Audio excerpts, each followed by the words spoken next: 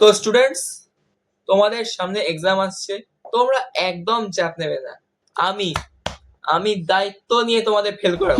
ও sorry, pass করাবো। আমি এমন একটা টিচার না যে আমি যেই কথাটা বলি এক্সামের সম্পর্কে ঠিক তার উল্টো।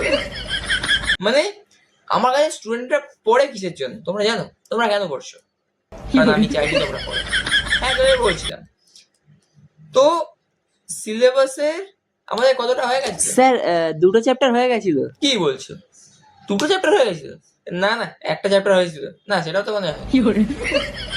হ্যাঁ, তো কোনো বছর এরকম হয়নি যেখানে আমার দেওয়া সাজেশন মিলেছে। প্রত্যেকবার আমি যেটা বলি তার অপোজিট। তো আমাদের এক্সামটা দেওয়ার আগে ফার্স্টে জানতে হবে এক্সামটা কি। এক্সাম হচ্ছে একটা আবেগ, একটা অনুভূতি। তো সেটা কোথা দিয়ে এসেছে সেটা যদি আরে বলি, স্যার ছাড়ুন না, কোথা দিয়েছে পড়ান না আপনি। যা বাবা, এক্সাম কোথা দিয়ে এসেছে সেটা না জেনে একটু কিছু চলে যাবো। তো এবার মন দিয়ে শুনবে, কান দিয়ে দেখবে, ঠিক আছে? আমার যে ইম্পর্টেন্ট সাজেশনটা আমি দেবো সেটা হচ্ছে এক্সামের সময় যদি কোনো প্রবলেম হয় জাস্ট আমার নামটা বলবে, আমি গিয়ে কান ধরে উঠবোস করে চলে আসবো।